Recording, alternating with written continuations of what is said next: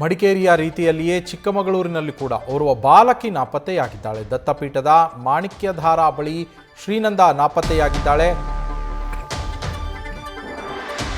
ಜಿಲ್ಲಾಡಳಿತದಿಂದ ಇವತ್ತು ಕೂಡ ಶೋಧ ಕಾರ್ಯಾಚರಣೆ ಮುಂದುವರೆದಿದೆ. 100ಕ್ಕೂ ಹೆಚ್ಚು ಸಿಬ್ಬಂದಿ ಅಲ್ಲಿ ಶೋಧ ಕಾರ್ಯವನ್ನು ನಡೆಸ್ತಾ ಇರುವಂಥದ್ದು. ಕುಟುಂಬದ ಜೊತೆಯಲ್ಲಿ ಪ್ರವಾಸಕ್ಕೆ ಬಂದಂತಹ ಶ್ರೀನಂದ ನಾಪತ್ತೆಯಾಗಿದ್ದು, ಮಾಣಿಕ್ಯಧಾರದ ಮೆಟ್ಟಿಲುಗಳನ್ನು ಇಳಿಯುವಾಗ ಆಕೆ ಮಿಸ್ಸಿಂಗ್ ಆಗಿರುವಂಥದ್ದು. ನಾಪತ್ತೆಯಾಗಿರುವ ಶ್ರೀನಂದಾಗಾಗಿ ತೀವ್ರ ಹುಡುಕಾಟವನ್ನು ನಡೆಸಲಾಗ್ತಾ ಇದೆ. ಇವತ್ತು ಕೂಡ ಹುಡುಕಾಟ ಮುಂದುವರೆದಿದೆ. ಆದರೆ ಇನ್ನೂವರೆಗೂ ಶ್ರೀನಂದಾಳ ಸುಳಿವು ಪತ್ತೆಯಾಗಿಲ್ಲ.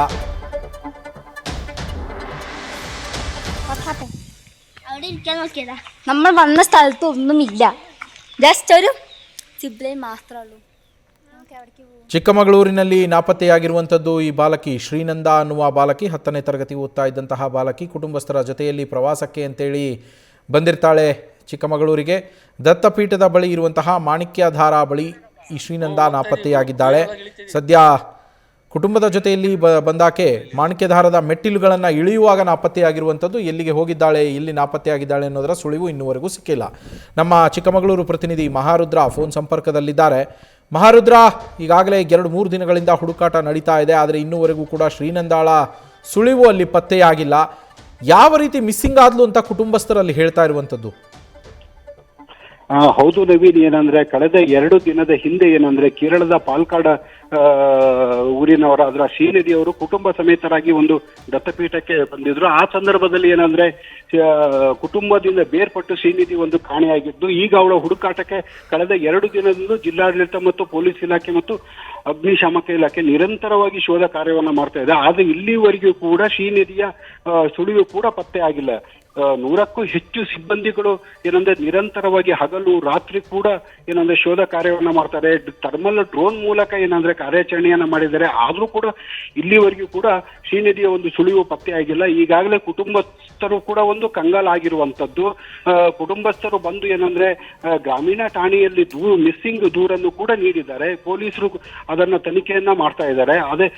ಅದ ಮಧ್ಯದಲ್ಲೂ ಕೂಡ ಏನಂದ್ರೆ SDRF ತಂಡನೂ ಕೂಡ ಆಗಮಿಸಿರುವಂತದ್ದು. ಅವರು ಕೂಡ ಏನಂದ್ರೆ ಒಂದು ಬದಿ ಶೋಧ ಕಾರ್ಯವನ್ನ ಮಾಡ್ತಾ ಇದ್ದಾರೆ. ಅಗ್ನಿಶಾಮಕ ಸಿಬ್ಬಂದಿ ಮತ್ತು ಪೊಲೀಸರಿಗೆ ಒಂದು ಶೋಧ ಕಾರ್ಯವೇ ಒಂದು ಸವಾಲಾಗಿದೆ. ಯಾಕಂದ್ರೆ ಬಿರು ಬೇಸಿಗೆ ಮತ್ತು 300 ಅಡಿಯಷ್ಟು ಆಳವಾದಂತ ಒಂದು ಕಂದಕದಲ್ಲಿ ಏನಂದ್ರೆ ಹಗ್ಗವನ್ನ ಕಟ್ಟಿಕೊಂಡು ಏನಂದ್ರೆ ಶೋಧ ಕಾರ್ಯಕ್ಕೆ ಮುಂದಾಗಿದ್ದಾರೆ. ಆದ್ರೆ ಇಲ್ಲಿವರೆಗೂ ಕೂಡ ಶ್ರೀನಿಧಿಯ ಒಂದು ಸುಳಿವು ಕೂಡ ಪತ್ತೆಯಾಗಿಲ್ಲ. ಇದು ಹಲವು ಅನುಮಾನಕ್ಕೂ ಕೂಡ ಕಾರಣವಾಗಿದೆ. ಆದ್ರೆ ಕುಟುಂಬಸ್ಥರು ಯಾವುದೇ ಒಂದು ಮಾಹಿತಿಯನ್ನ ಹೇಳ್ತಾ ಇಲ್ಲ.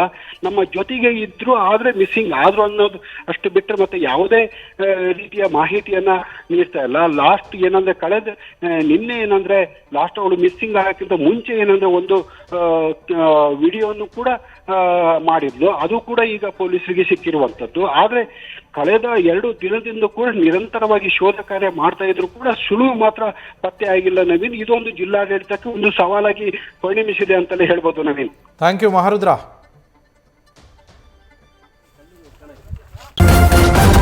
ನ್ಯೂಸ್ ಫಸ್ಟ್ ನಿರ್ಭೀತಿಯಿಂದ ನಿಮ್ಮ ಪರವಾಗಿ.